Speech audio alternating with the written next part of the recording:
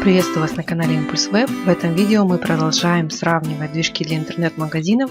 Для сравнения я взяла узкоспециализированный OpenCart и широко специализированный WordPress с плагином WooCommerce. В прошлом видео мы рассмотрели процесс установки этих движков и рассмотрели базовые настройки, которые есть изначально у этих интернет-магазинов. В этом видео мы рассмотрим, как выглядит процесс смены темы или шаблона для этих CMS. А также рассмотрим некоторые особенности выбора, настройки и установки тем для данных движков.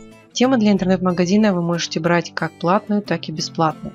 Для OpenCart есть сайт opencart.vs, где представлены бесплатные шаблоны, которые можно скачать и установить на ваш сайт. Я выберу, к примеру, вот этот шаблон. Здесь мне нужно обязательно обратить внимание на то, с какой версией OpenCart совместима данная тема. Для моей версии OpenCart данная тема подходит, поэтому я могу ее сразу же скачать.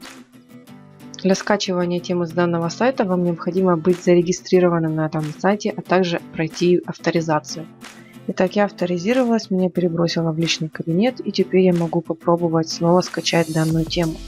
Сразу же начинается процесс загрузки. После того, как архив скачался, нам нужно его разархивировать, а затем подключиться к нашему сайту по FTP и загрузить на сайт файлы нашей темы. После того, как файлы загружены, переходим в административную часть сайта и здесь заходим в раздел «Система», «Настройки». Далее возле названия нашего магазина нажимаем на вот этот карандашик. И здесь на вкладке «Общие» в поле «Шаблон» мы можем выбрать из выпадающего списка тот шаблон, который мы только что загрузили. После этого нажимаем на вот эту дискетку в правом верхнем углу. И теперь переходим на сайт, чтобы посмотреть, как применилась наша тема и применилась ли она вообще. И вот что у нас получилось в итоге. Вылезли какие-то ошибки, которые нужно исправлять. Контент не отображается, то есть нам эту тему нужно будет еще настраивать и донастраивать, чтобы она выглядела более или менее корректно. И такая ситуация на самом деле случается со многими темами, особенно бесплатными. Для примера можем установить еще какую-то тему, посмотреть, как будет работать она. Ну, к примеру, вот эту. Точно так же загружаем файлы и теперь в административной части сайта через систему настройки изменяем шаблон оформления. Смотрим, как применился он. Ну, здесь, конечно, уже намного лучше. Контент подгрузился. Единственное, вот здесь у нас вверху выдается предупреждение. И для того, чтобы разобраться с этой ошибкой, нам еще нужно будет открыть вот этот вот файл, который расположен по данному адресу, найти в нем строку 42 и разобраться, что там у него за проблема с переменными. Для оформления главной страницы у OpenCart есть еще так называемый базовый набор модулей, благодаря которому мы можем сразу же выводить на главные популярные товары, новые поступления и так дальше. Давайте посмотрим, какие модули здесь есть и как они добавляются. Для этого переходим в раздел «Дополнения» и здесь выбираем пункт «Модули». Я сейчас не буду подробно рассказывать о каждом из этих модулей, я покажу только 2-3 модуля, чтобы вы увидели, как это добавляется, как это все редактируется, насколько это вообще удобно или неудобно. Итак, добавим мы сюда модуль последних товаров, нажимаем здесь на плюсик, а потом на редактировать. Здесь мы вводим название модуля, это у нас будут последние поступления, количество товаров, которые будут отображаться, ширина и высота. И вот здесь, где статус, обязательно меняем на «Включено». Теперь нажимаем на «Сохранить». Дальше для того, чтобы этот модуль отображался у нас на главной странице, нам нужно будет добавить его в схемы. Для этого переходим в раздел «Дизайн» и здесь выбираем пункт «Схемы». Нас интересует главная страница, нажимаем на кнопку «Редактировать» и добавляем здесь модуль, который у нас называется, вот они, последние поступления, тот, который мы только что добавили.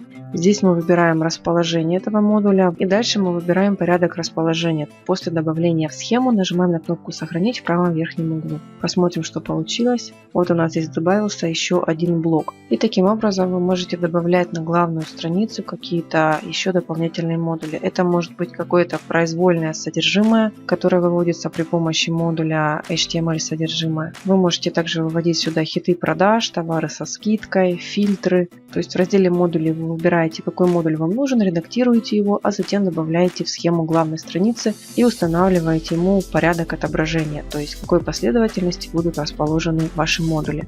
Теперь давайте рассмотрим, как устанавливается бесплатная тема для WordPress. Сейчас на нашем сайте стоит вот такая вот очень страшная стандартная тема, и для того, чтобы ее изменить, мы можем воспользоваться репозиторием WordPress.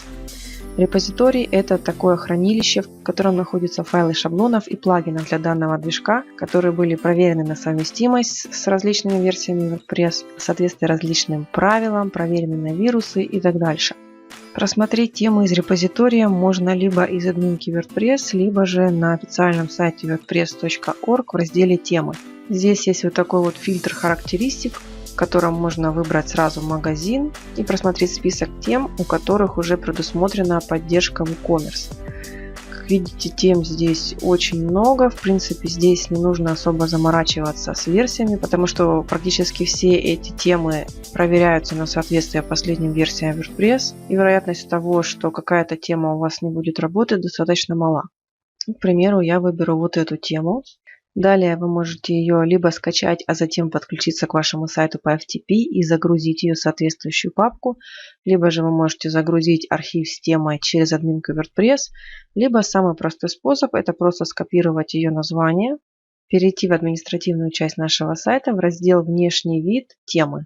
Далее нажать здесь кнопку «Добавить новую», ввести скопированное название в окно поиска, нажать Enter. И вот она наша тема. Теперь здесь просто нажимаем на кнопку «Установить», а затем активировать. Теперь мы можем перейти на сайт и посмотреть, что получилось. Итак, тема у нас изменилась. Теперь наш сайт выглядит значительно приятнее. Для того, чтобы посмотреть, как будет выглядеть витрина магазина, мы можем нажать здесь на ссылку «Перейти в магазин». Вот у нас отображается наш один товар, который мы добавляли. Рассмотрим, как выглядит карточка товара. Картинка по-прежнему обрезанная. Для того, чтобы этого избежать, нужно вносить соответствующие настройки, а затем производить обновление миниатюр всех добавленных товаров. Также здесь есть у нас область сайдбара. Сейчас она у нас пустая, но мы можем сюда добавить различные виджеты, при помощи которых выводить сюда уже просмотренные товары, либо категории нашего интернет-магазина, либо что-то еще. Список всех виджетов вы можете посмотреть в разделе «Внешний вид. Виджеты». Здесь отображаются стандартные виджеты WordPress, также виджеты темы и виджеты WooCommerce. Все виджеты WooCommerce идут с пометкой WooCommerce. Также данная тема поддерживает несколько сайдбаров. Нам нужно здесь найти Shop Sidebar, то есть это сайдбар, который будет отображаться на странице с товаром, и добавить сюда несколько виджетов. Например, сюда можно добавить WooCommerce корзину, а также WooCommerce недавно просмотренные товары. Переходим на страницу товара, и вот у нас здесь появились недавно просмотренные товары, а также корзина. Конечно, стили здесь можно немножко поправить, вот у нас здесь две кнопки склеились, но в целом карточка товара и сайдбар выглядят достаточно неплохо. Сейчас у нас главная страница нашего магазина на WordPress выглядит вот таким образом. То есть здесь не отображается у нас товаров. Для того, чтобы они отображались, нам нужно в качестве главной страницы установить страницу магазина. Для этого здесь нужно перейти в раздел «Настройки», «Чтение», выбрать здесь пункт «Статическая страница» и здесь выбрать страницу «Витрина». Нажимаем здесь «Сохранить». Итак, вот у нас страница изменилась. Теперь у нас здесь отображаются наши виджеты, которые мы добавляли, а здесь у нас отображается сама витрина товаров. Также эту тему можно немного доработать, добавить сюда слайдер, сделать, чтобы у нас витрина отображалась на всю ширину страницы, добавить сюда еще несколько виджетов, либо же установить дополнительные плагины WooCommerce для вывода, к примеру, карусели товаров, либо карусели производителей, либо каких-то еще элементов. Бесплатные темы, как в случае с OpenCart, так и в случае с WordPress, как правило, нуждаются в дополнительной доработке. Они хоть и имеют ряд своих базовых настроек, но для того, чтобы осуществить более какие-то глобальные изменения, нужно будет лезть в код. Помимо бесплатных тем, как для WordPress, так и для OpenCart, существует множество платных тем, основным преимуществом которых является то, что их функционал, как правило, намного больше, чем функционал бесплатных тем. При этом там все сделано так, чтобы большинство изменений вы могли вносить из административной части, то есть не нужно будет каждый раз лезть в код, большинство настроек можно будет менять прямо из админки. Одним из наиболее крупных интернет-магазинов по продаже таких тем является сайт themforest.net. Здесь, воспользовавшись главным меню, вы можете выбрать тот движок, который вам нужен. Здесь есть как WooCommerce, так и OpenCart. Цены на темы WooCommerce и OpenCart немного отличаются. Для WooCommerce у нас вот идет здесь средняя стоимость $59, а для OpenCart идет средняя стоимость $48. Однако для OpenCart там в большинстве случаев идет тема, рассчитанная исключительно на интернет-магазин, потому что движок узкоспециализированный и в принципе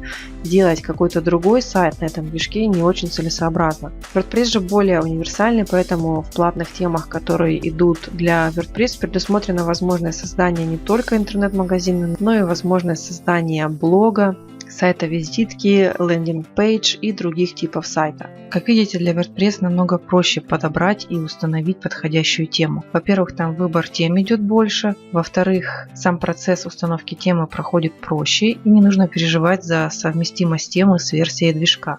Также темы WordPress, в отличие от OpenCart, намного реже вызывают какие-то ошибки PHP.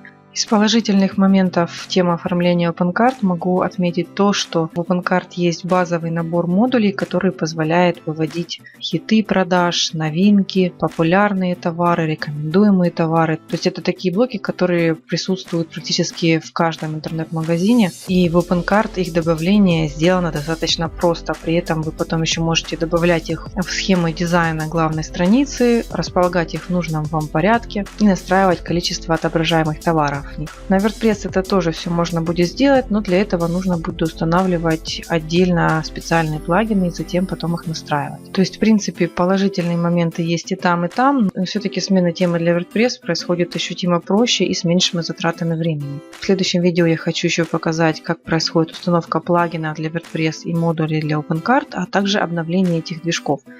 Хотела все это сделать в одном видео, но если я это все совмещу, то видео получится получасовое и его будет не очень удобно смотреть. Поэтому, если есть какие-то вопросы по выбору и установке тем для данных движков, оставляйте их в комментариях. И в следующем видео посмотрим, как происходит расширение и обновление данных CMS. На этом у меня все. Желаю вам хорошего настроения и до встречи в следующих видео.